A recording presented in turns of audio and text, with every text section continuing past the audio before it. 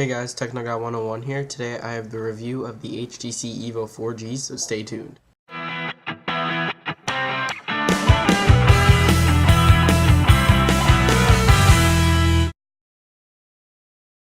Hey guys, to start this review off, we have a general hardware tour. On the front we have a 1.3 megapixel front-facing camera. On the bottom there's touch-sensitive buttons, which include home, menu, back, and a search function. On the bottom we have USB and HDMI out. On the left side of the phone there's no physical buttons. On the right side there's a volume rocker which controls media and ringtone volume. On the back of the phone there's an 8 megapixel camera, a speaker, and a kickstand, which comes in handy when you're watching media and showing your friends your videos. So on most Android phones, there's a cool security measure that you can take. Instead of having a numerical password, you can actually have a physical pattern. So mine is an M, just easy, but there's an M. There's me messing up on my password, but mine's an M, and you can see that it's not visible. There's a feature that you can make it so you can see it or can't see it. I personally use can't see it, so then your friends can't see your password, but here's an example of a visible password. So here's a quick tour of the HTC Sense UI feature, which is running on all Android operating HTC phones. To start out, you have 7 home screens, which is similar to the iPhone,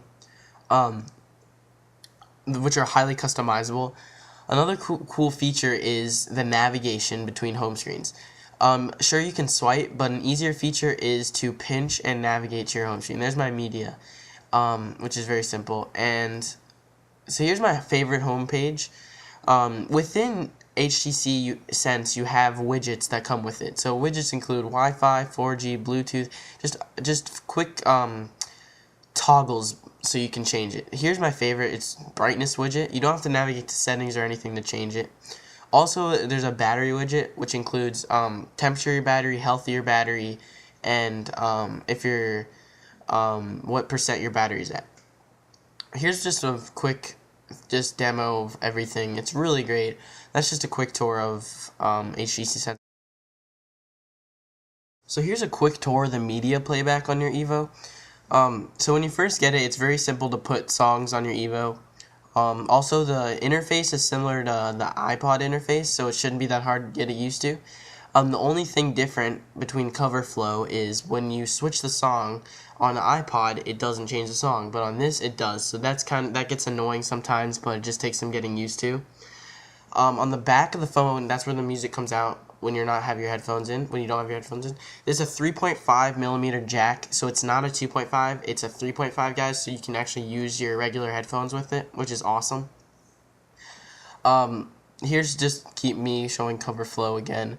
Now here's navigation through the music. So you have artist, album, and a whole bunch of other stuff. Here's just music. So first you gotta swipe, and then you drag this bar down, and you get all your letters of what song you want to listen to, which is very, very quick and very easy to use.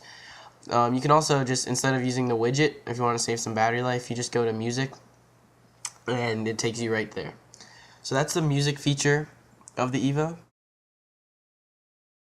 So here's a quick tour of me using the video playback on the Evo. Again, to navigate through your applications, it's really easy. You just click on that arrow and scroll through the list of applications that you have, click on the one, and then you're there.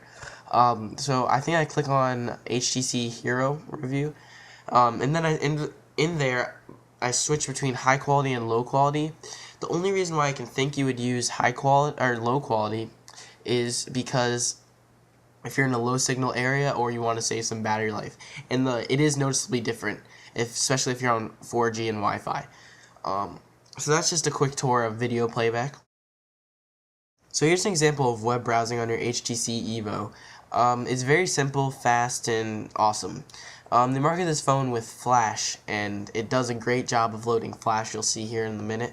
I'm basically going to Google right now, and then I'm going to type in best Flash websites. This is a great test to do if you have your Evo or any Flash phone, like the Incredible or something.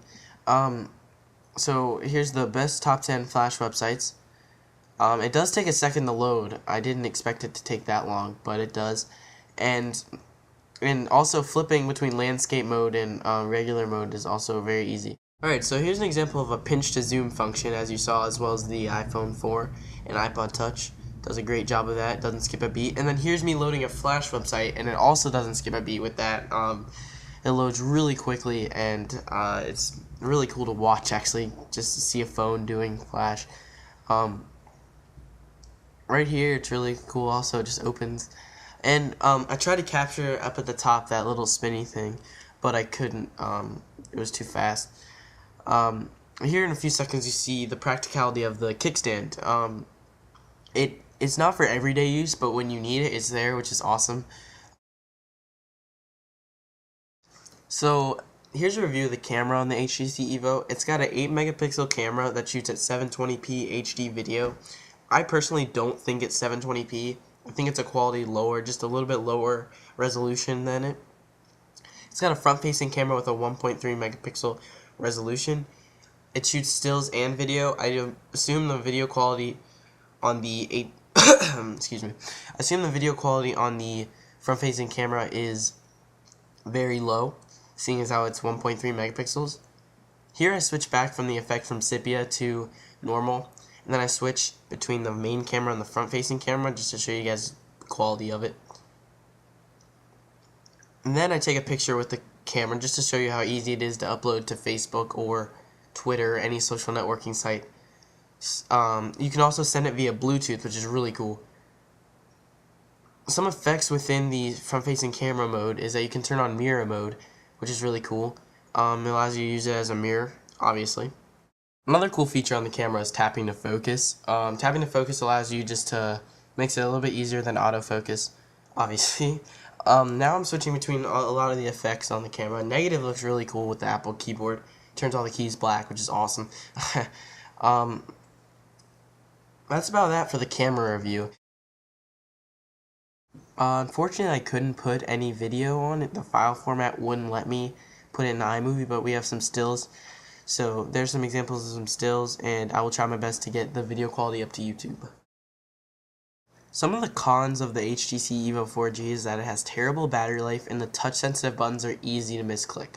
Also, the touchscreen display is a fingerprint magnet and it's very bulky. The video quality is not 720p. They shouldn't market it that way at all.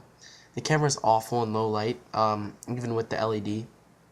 The phone speaker is not very loud also. I wish they could make it bigger, better. So, I mean, some of the problems, the cons are very easy to work with, but just some things that they get fixed if they had a second generation of the Evo. I know the HTC Desire 2, HD2, is really good. I think that's they should be a second generation. They fixed a lot of problems. But guys, that's my review of the HTC Evo 4G. Please rate this video. I'd spend a lot of time on it, and please subscribe. Thank you, guys.